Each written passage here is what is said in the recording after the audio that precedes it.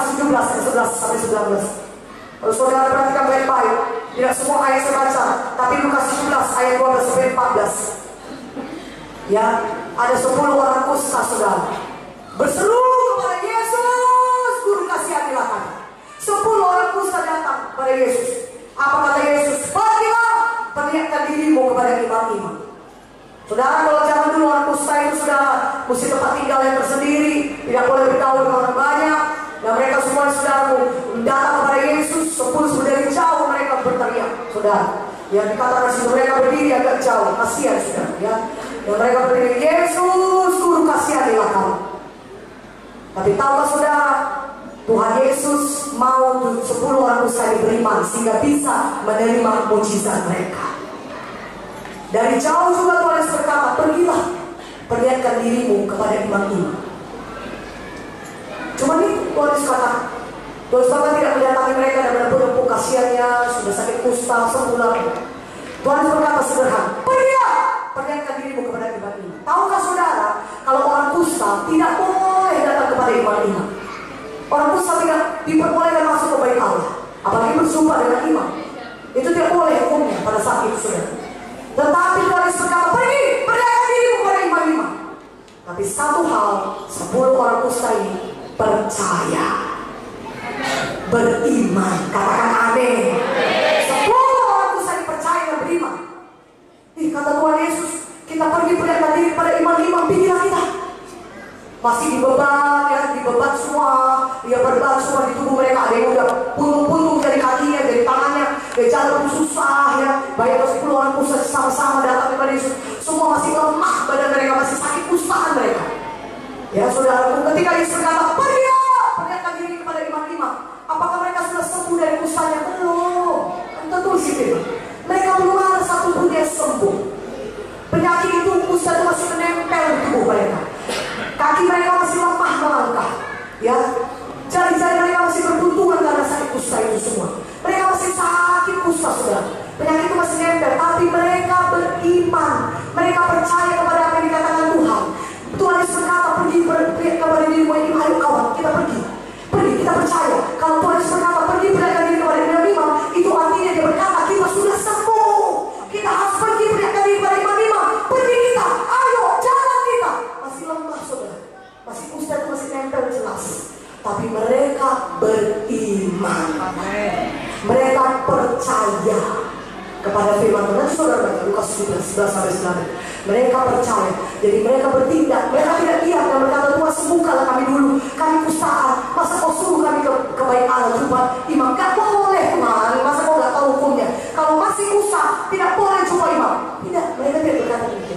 Sembuhkanlah kami dulu Tuhan, baru kami jalan pergi menjumpa imam. Tidak, mereka percaya walaupun masih penyakit kustaan, dia masih dia lemah-lemah, masih dia pincang-pincang, tapi dia percaya kepada firman Tuhan. Pergi, perlihatkan dirimu kepada imam-imam.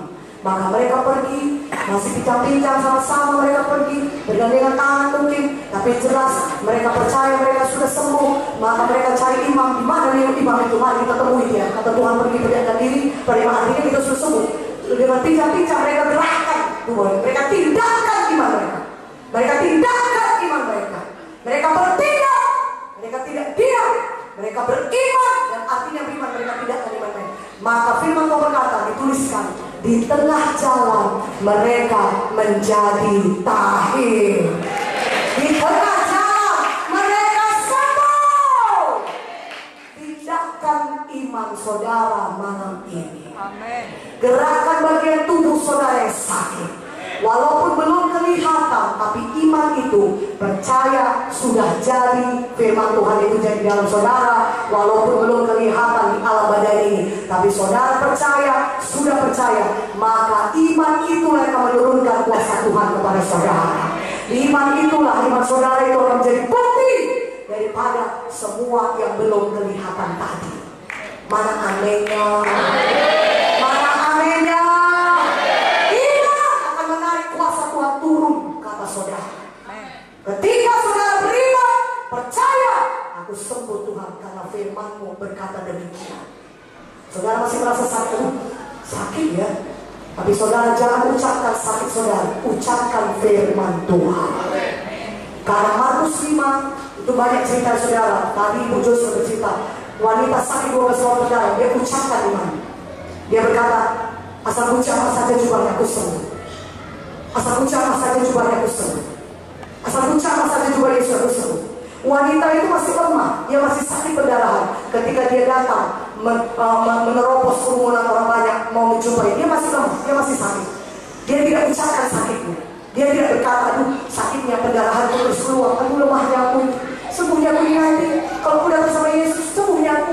Aduh kok lemah kali rasanya.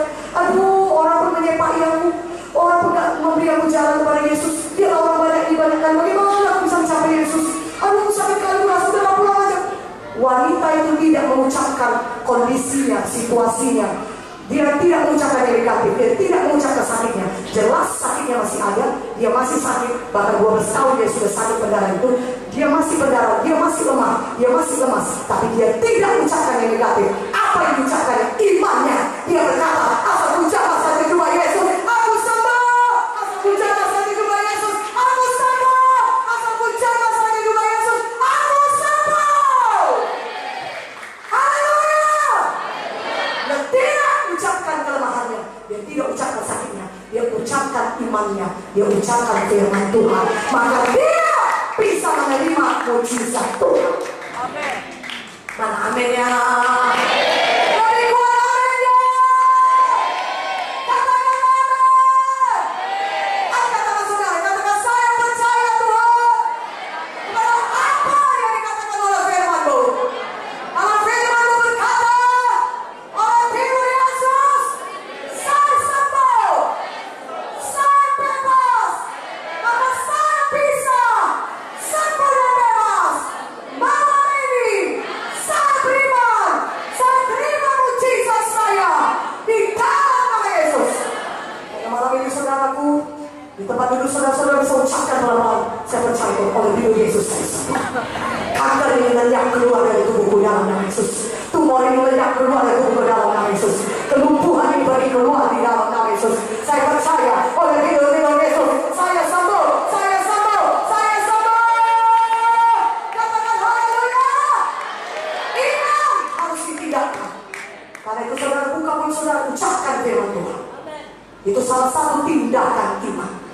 Jangan ucapkan lagi mengenai penyakit saudara, jangan ucapkan mengenai kelemahan saudara. Tidak saudara ucapkan pun itu yang jadi pada saudara.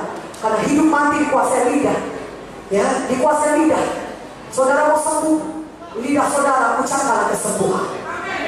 Tapi kalau saudara mau kalah, ucapkanlah terus kekalahan. Saudara mau hidup saudara tidak berhasil, ucapkanlah terus saya tidak berhasil. Berkata jangan, dalam nama Yesus jangan. Hidup mati dikuasai lidah. Mari kita pilih, ucapkan firman Tuhan.